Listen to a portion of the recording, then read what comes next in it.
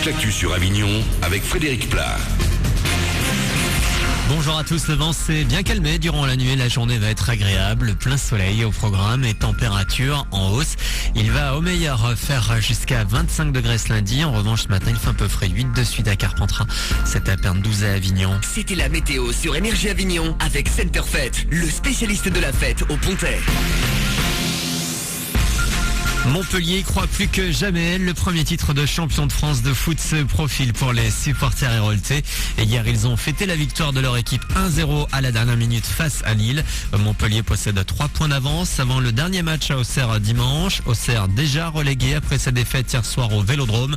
L'OM l'a emporté 3-0. Didier Deschamps est satisfait de ce qu'il a vu sur le terrain hier soir. C'est bien, on est dans la continuité des 2 derniers matchs. C'est vrai que le match de Nancy a fait beaucoup de bien, a libéré beaucoup de tête et aujourd'hui avec un peu plus de sérénité et de confiance, on a réussi à faire de très bonnes choses qui semblaient très compliquées il y a quelques semaines en arrière.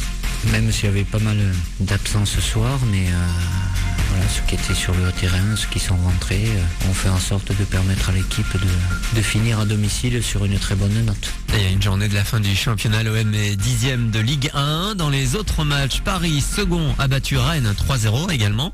La victoire aussi de Bordeaux, Nancy, Brest et Sochaux. En route vers les législatives, les candidats peuvent déposer à partir d'aujourd'hui leur candidature en préfecture pour les élections qui auront lieu en juin. Dans les 5 circonscriptions de Vaucluse, une trentaine de candidats se sont déjà fait connaître. Vous avez, je vous le rappelle, à nouveau rendez-vous aux urnes les 10 et 17 juin. Le scandale du Mediator, ce médicament prescrit souvent comme un coupe-faim. Il est soupçonné d'avoir causé la mort de plus de 500 personnes en France. Un premier procès s'ouvre aujourd'hui à Nanterre, près de Paris. Le labo est jugé pour tromperie aggravée. Ses responsables sont accusés d'avoir dissimulé la dangerosité de leurs médicaments. Et musique pour finir avec le retour attendu de Gossip. Joyful Noise, le nouvel album du trio américain, sort ce lundi. Pas mal d'audace pour le groupe emmené par Bess Ditto. Des titres plutôt étonnants avec un style parfois rétro et des sonorités disco notamment. Premier single, Perfect World.